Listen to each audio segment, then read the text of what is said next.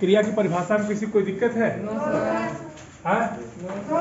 मतलब शब्द के जिस रूप से हमें किसी काम के होने का पता चले उसे क्या कहेंगे? यहाँ तक किसी कोई समस्या नहीं है। क्रिया कितने भेद थे? कौन कौन से? सकर्मक के कितने भेद थे? दो। एक कर्मक और द्विकर्मक। क्लियर होगी बात यहाँ तक? अब हमको पढ़ना है कि रचना के आधार पर क्रियाएं कितने प्रकार। लोग पास कापी है ना? कलर लिखवा रहा था, लिखे कि नहीं आप लोग? अब उसी के आगे लिख लीजिए। सबके पास कलर पेन है? Black pen? तुम्हारे पास है black pen, blue pen? Copy तुम्हारी कहाँ है? अच्छा, लाना भूल गए तो कल लेके आइएगा। देखिए, अब आपको पढ़ना है कि रचना के आधार पर क्रियाएं कितने प्रकार की होती है। जैसे हम रचना करते हैं ना, किसी चीज का निर्माण करते हैं ना, तो उसके आधार पे हम क्रियाओं को कितने प्रकार से रख सकते हैं। तो लिखिए, संरचना के आधार पर क्रिया। संरचना के आधार पर क्रिया। ठीक। अच्छा, अब बताते हैं कि संरचना के आधार पर क्रियाएं होती कितने प्रकार की हैं। तो लिखिए कि संरचना के आधार पर क्रिया 5 प्रकार की होती है। कितने प्रकार की होगी? 5। लिख लीजिए। इसमें पहला आपका होगा क्या? संयुक्त क्रिया। कौन सी होगी? संयुक्त क्रिया। दूसरा कौन सा होगा? सहायक। हेल्पिंग वर्ग नाम सुने आप लोग? बस उसी कहते हैं सहायक या रंजक क्रिया। ये लिखा है ना उसमें? सहायक या रंजक। तीसरा कौन सा है? नाम धातु क्रिया। नाम धातु क्रिया।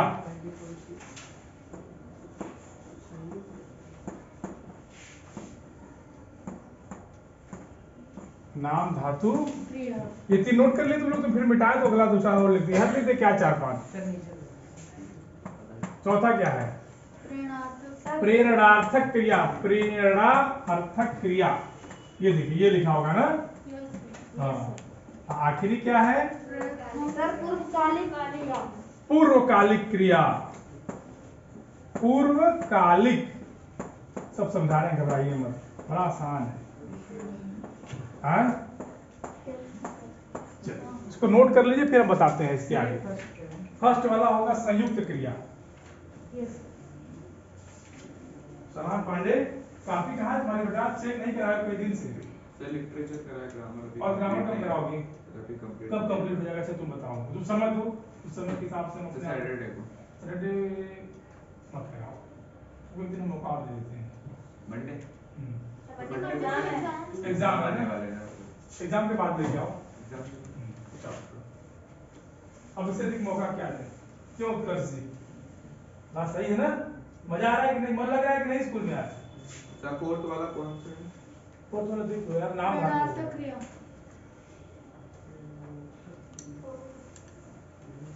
ये बेटा वहां बोर्ड पे नहीं लिखा है क्या? क्या नाम है तुम्हारा? अनिकेत सिंह। कानून भी कहाँ है लाल?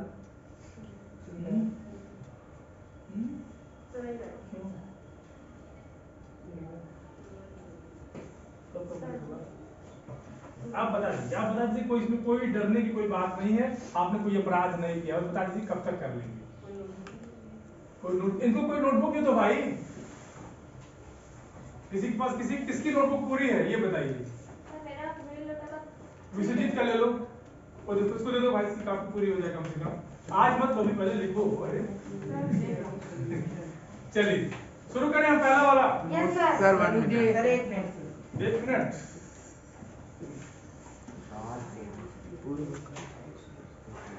बहुत आसान है, सब आसान है।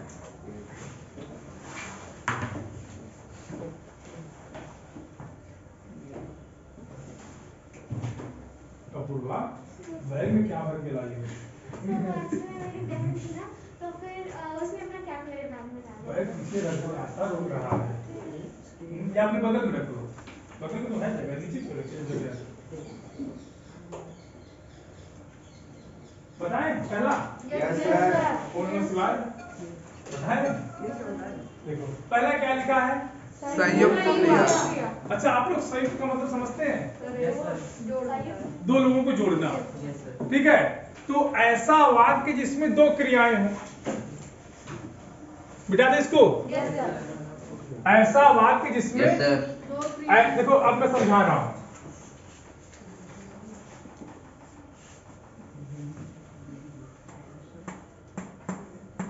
ये क्या है? आना। ये है क्या? आना। है क्या? क्रिया। गुड। और क्रिया। क्रिया। दोनों क्रिया है। तो ऐसा वाक्य जिसमें दो क्रियाएं आ जाए। आना जाना। बात समझ में आ रही है? Yes sir.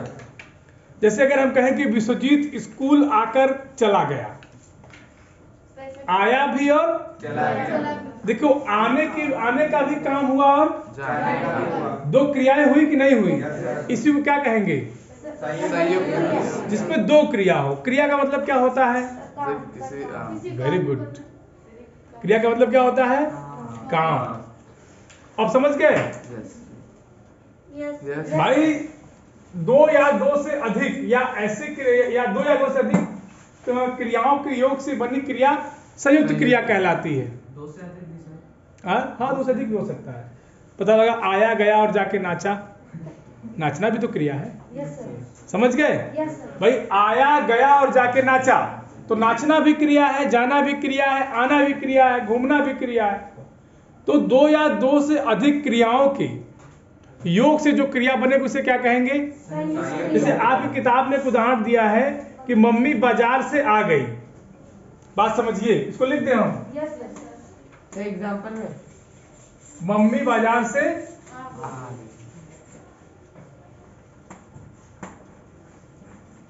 मम्मी। अब जो मैं आपको बताया हूं उसको, उस लेक्चर को अपने दिमाग में लाइए।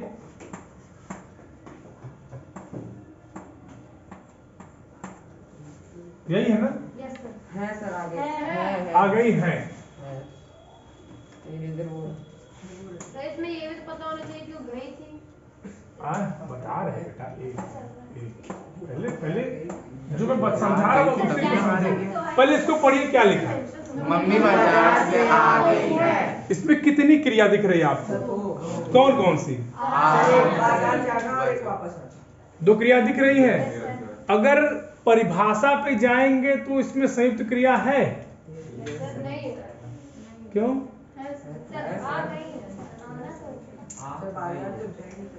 अच्छा, मैंने परिभाषा क्या बताई थी? दो या दो से अधिक क्रियाओं के योग से बनी क्रिया है। संयुक्त माने क्या होता है? दो दो या दो से अधिक क्रियाओं के योग से बनी क्रियाएं क्या कहलाएंगी? अब आना एक क्रिया और जाना दूसरी क्रिया। इसमें मुख्य क्रिया क्या है? मम्मी बाजार से आ गई, इसका मतलब मम्मी बाजार को गई भी तो थी कि भाई बाजार में पैदा हुई थी। ये तो होगा नहीं। अब समझ में आई बात? या फिर मैंने पत्र लिख दिया है। देखिए, देना भी एक क्रिया है, समझ रहे हो? कल मैंने पढ़ाया था तो उसमें देना भी एक क्रिया है। मैंने एक ही केवल पत्र है, मैंने पत्र लिख दिया है, यही है ना? अब समझे कि नहीं समझे? परिभाषा लिख लेंगे आप लोग को, लिखाना पड़ेगा। लिखना और देना, समझ गए? परिभाषा लिख लेंगे कि लिखाना पड़ेगा? लिखाना पड़ेगा। लिखाना पड़ेगा। क्यों? किताब नहीं है? No sir. नहीं, चलो ठीक है, ठीक है। लिखिए, दो या दो से अधिक। ऑनलाइन आवाज आ रही बेटा? Yes sir. लिखिए लिखिए लिखिए, दो या दो से अधिक क्रियाओं के योग से, दो या दो से अधिक क्रियाओं के योग से बनी क्रियाएं संयुक्त क्रियाएं कहलाती हैं। किताब में भी आपके साथ यही दिया होगा ना? दो या दो से अधिक क्रियाओं के योग से बनी क्रियाएं, मतलब दो क्रियाओं के मिलने से जो क्रिया बनती है वो क्या होगी? क्लियर? बात समझ में आ गई? दूसरा हमारा कौन सा है?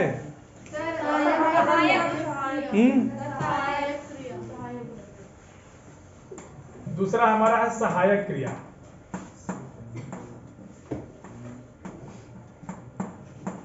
अब समझिए।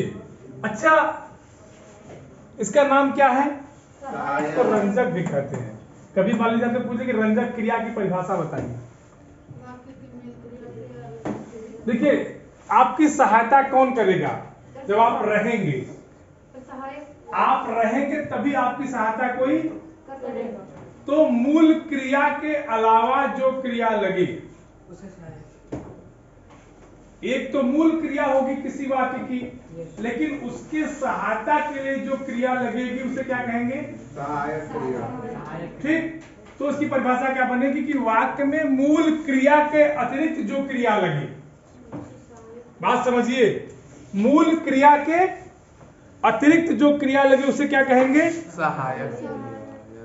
बात समझ में आई कि नहीं? हैं? तो लोग समझ नहीं पा रहे हैं, थोड़ा थोड़ा आ रहा है। उठना एक क्रिया है। Yes sir. बोलिए। Yes sir. पढ़ना क्रिया है। Yes sir. इसके अतिरिक्त सहायक क्रिया क्या लग सकती है? सर बैठ, हाँ गुड, बैठ कर पढ़ना। समझ गए इसको? इसमें कुछ है नहीं, बस समझ भर लो। परिभाषा ही लिख दीजिए। एग्जाम्पल कौन देगा? अच्छा ये बताओ। हाँ बताओ। सर शिवांश खड़े हो बैठ कर पढ़ रहा है, तो सर इसमें ये सहायक क्रिया होगी। मुख्य क्रिया क्या होगी? सर पढ़ रहा है। Good, very good. कौन बोला है? सारांश। समझ गए अब? यस। अगला कौन सा है? नाम धातु। सर बैठ जाओ। बैठ जाओ। कल मैंने नाम धातु के बारे में बताया था, अगर आप लोग कहिए तो न बताएं। बताइए। बताते हैं। यस, कल एब्सेंट थे। ऑप्शन से ऑनलाइन में लिखे थे। अच्छा चलो ठीक है।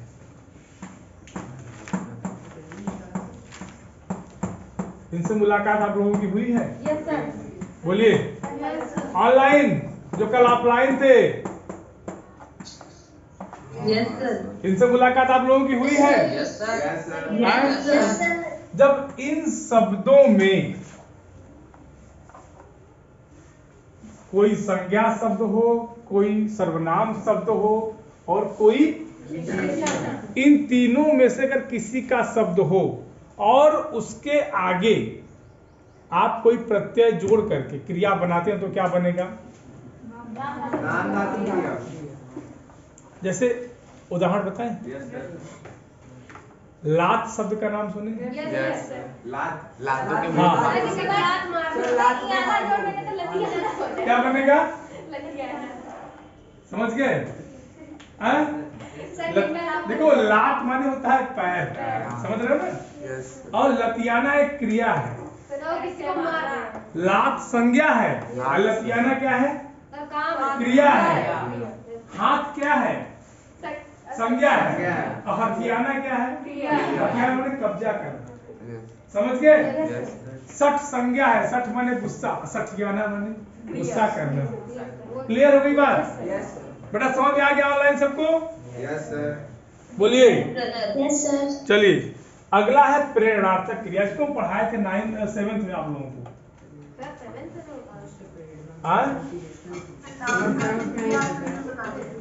ठीक है, बता देंगे बेटा जब हमारी रिवीजन क्लास होगी तो। पहले इसको पढ़ लो, प्रेरणार्थक क्रिया। अरे ठीक है, पहले जानो तब ना भेद जानोगे। पहले इंसान का तब उस इंसान के रूप को जानो। नींद आ रही है ना सुबह सुबह? हाँ, मुंह बारे भगवान श्री कृष्ण की तरह इतना बड़ा सा है, पूरा ब्रह्मांड दिखा दोगे। हाँ? चलो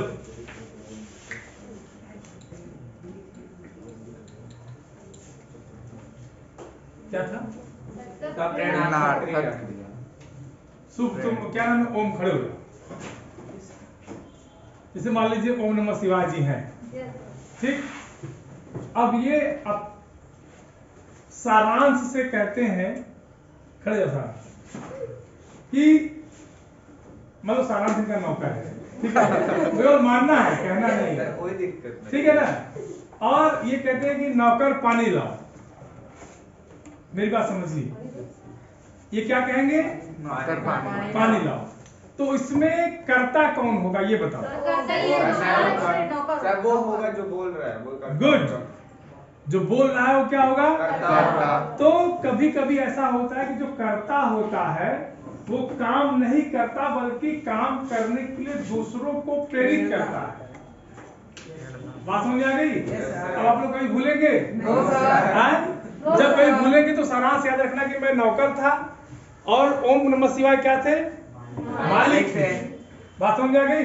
तो जब कर्ता स्वयं काम न करके दूसरों को काम करने के लिए प्रेरित करे उसे क्या कहेंगे, इसका नाम क्या है? बात समझ आ गई? किसी कोई समस्या? बैठ जाइए, लिख लीजिए अब इसकी परिभाषा। कुमार उत्कर्ष, बात समझ में आ रही बेटा? मालिक बनेंगे कि नौकर? प्रेरणार्थक क्रिया पढ़ना है। चलिए लिखिए कि जिस क्रिया से या जब कर्ता, ऐसे लिखिए, जब कर्ता स्वयं काम न करके, जब कर्ता स्वयं काम न करके किसी और को काम करने के लिए प्रेरित करे। ऑनलाइन आवाज आ रही मेरी? आवाज तो देर तक जाएगी, यहाँ क्यों नहीं जाएगी? Yes, sir. जब कर्ता स्वयं काम न करके किसी और को काम करने के लिए प्रेरित करे।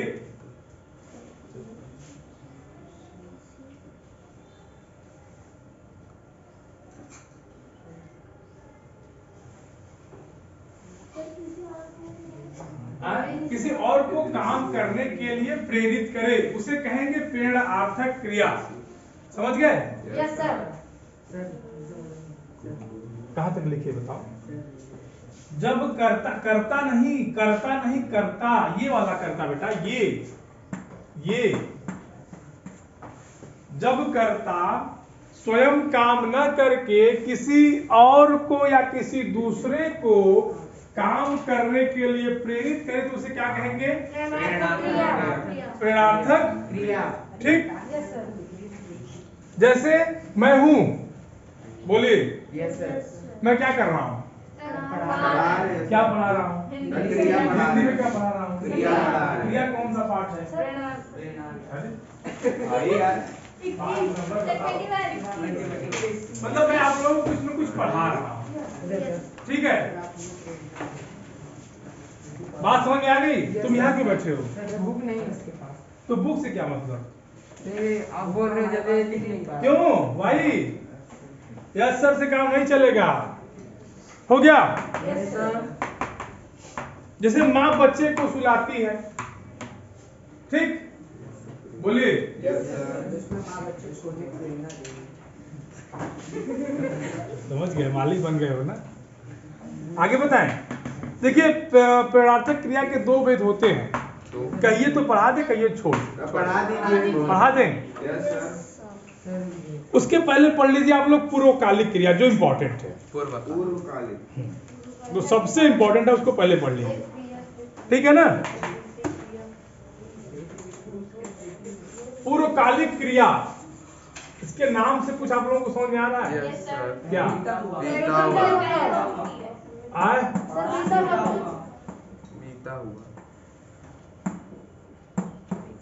क्या, कौन समझाएगा इसको बिना पढ़े? थोड़ा बहुत ही समझाओ।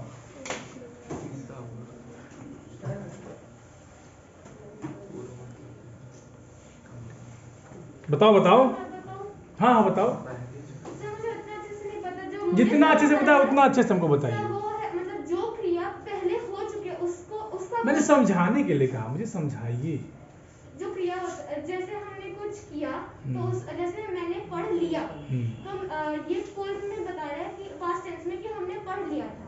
तो अगर हम इसे अभी लिखेंगे तो जो पढ़ लिया था वो सब फुल ठीक। मैंने कहा था मुझे समझाना है, समझा के जाता। सुन, क्रिया माने क्या होता है? काम। मान लो दो काम एक साथ हो रहे हैं, समझो, दो काम एक साथ। तो जो काम पहले होगा दूसरे काम की अपेक्षा को क्या होगा? पूर्व। पूर्व माने पहले, काल माने समय।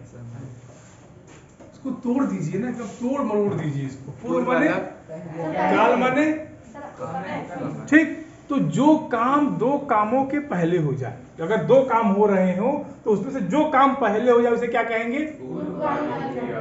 बात समझ में आ गई? जैसे इसमें दिया गया है कि बच्चा दूध पीकर के सो गया, लिखिए इसको, समझिए। अब रुको मैं बता रहा हूँ, अब बोलो मत, जब वो पूछा तो फिर दूध पीकर क्या किया? सो गया। आजकल के लेकिन सोते नहीं, खेलने लगते हैं। आजकल के बच्चे खेलने लगते हैं दूध पीने के बाद, एनर्जी आ जाती है। देखो बच्चा दूध पीकर, इसमें दो काम है ना, एक सोना दूसरा पीकर। ध्यान दे रहे हो? और मैंने पूर्वकालिक क्रिया की परिभाषा में आपको यही बताया कि जब दो काम हो रहे हो उसमें से जो पहला काम होगा वो क्या होगा? तो इसमें पूर्वकालिक क्या होगा? क्यों? पहले काम क्या किया है? दूध पिया। पहले दूध पिया। बात समझ में आ गई? और दूसरा काम किया है? सोया है। बात समझ में आ गई? तो अगर मान लीजिए हमने कहे कि विश्वजीत नहाकर खाना खाया, पहले नहाना होगा, पहले क्या किया? ठीक। कहे अपूर्वा गाना गाकर नाची, पहले गाना गाई फिर? अब किसी कोई समस्या? चल परिभाषा लिखेंगे, लिख लीजिए कि यदि एक क्रिया से पहले यदि कोई दूसरी क्रिया हुई हो, ऑनलाइन लिखिए, यदि एक क्रिया से पहले कोई दूसरी क्रिया हुई हो तो पहली क्रिया या जो पहला काम हुआ होगा उसे क्या कहेंगे? पूर्वकालिक क्रिया कहेंगे। यदि एक क्रिया से पहले, किताब रखी फिर भी नहीं लिख रही, यहाँ खोजो वहां खोज रही हो। यदि कोई यदि एक काम से पहले कोई दूसरा काम हुआ हो, यार सीधी सीधी बात समझो ना, तो लोग क्रिया में कंफ्यूज हो रहे हो ना, तो उसको समझो कि यदि एक काम से पहले यदि दूसरा काम हुआ हो तो जो पहला काम हुआ होगा वो क्या होगा? पूर्वकालिक काम होगा, पूर्वकालिक क्रिया होगी। क्लियर? अब कुछ बच रहा है क्या? यस सर, बच रहा है। क्या? जब प्रेरणात्मक क्रिया के दो रूप आप बताना चाह रहे थे।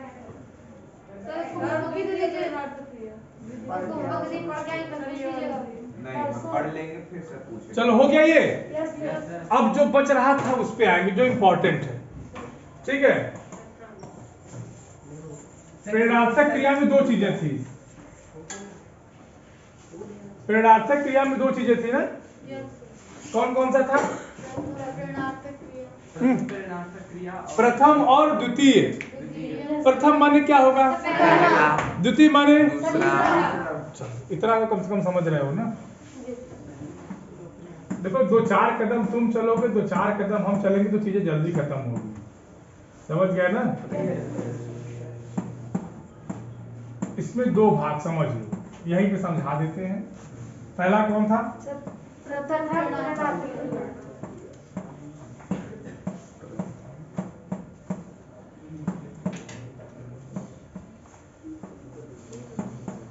और दूसरा क्या है?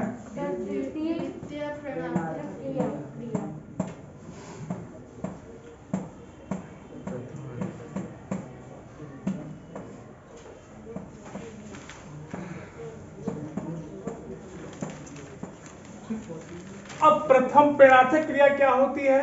जिसमें कर्ता स्वयं काम न करके दूसरों को काम के लिए प्रेरित करे, इसे क्या कहेंगे? प्रेरणात्मक क्रिया। ठीक। और प्रथम प्रेरणात्मक क्रिया क्या होती है कि जब कर्ता स्वयं भी कार्य में सम्मिलित होता हुआ प्रेरणा दे। बात समझिए, परिभाषा क्या है? कर्ता स्वयं काम न करके दूसरों के लिए काम में प्रेरित करे। लेकिन प्रथम प्रेरणात्मक क्रिया क्या होती है कि कर्ता भी कहीं न कहीं उस काम में शामिल हो। जैसे माँ बच्चे को सुलाती है,